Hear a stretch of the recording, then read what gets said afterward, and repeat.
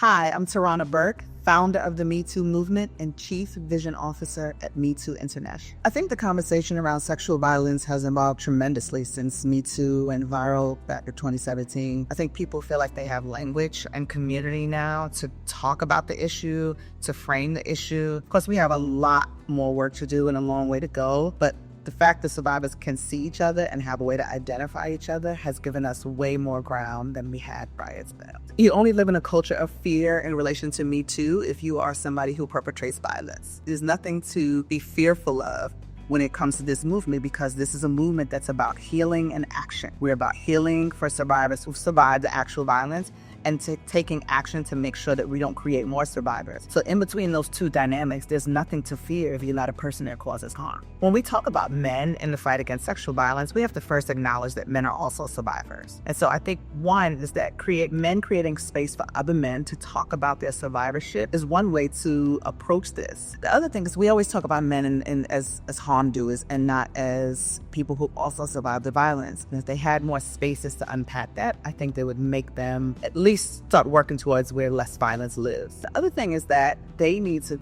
figure out where their empathy is for women who experience violence. I think it's not just about men versus women, it's about harm and harm reduction. And so whenever a person is harmed, they deserve the right to heal. They deserve the space to heal. And so men could look at it from that perspective. All of us have experienced harm. All of us experience or know what trauma feels like.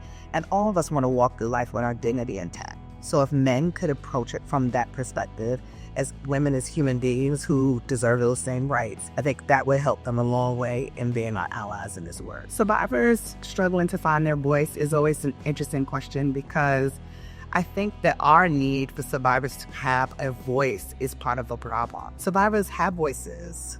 It's about how loud it is or how quiet it is. If you are a survivor of sexual violence, please know that you already have a voice. It's whether you want to amplify that voice or keep it soft. That little voice that's inside of you that's still struggling to try to love you is your voice. The voice that says, "This happened to me," and saying it out loud is a different kind of voice. And you don't have to say that. You don't have to connect to that voice all the time. Finding the voice that says, "You're okay, it wasn't your fault," that's the most important for us. And that might be a quiet voice, and that's okay.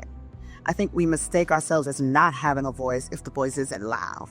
But there is a quiet voice inside of all of us that knows right from wrong. And the right is that it's not your fault, that you are okay, and then healing is possible. And that's the most important voice to connect to.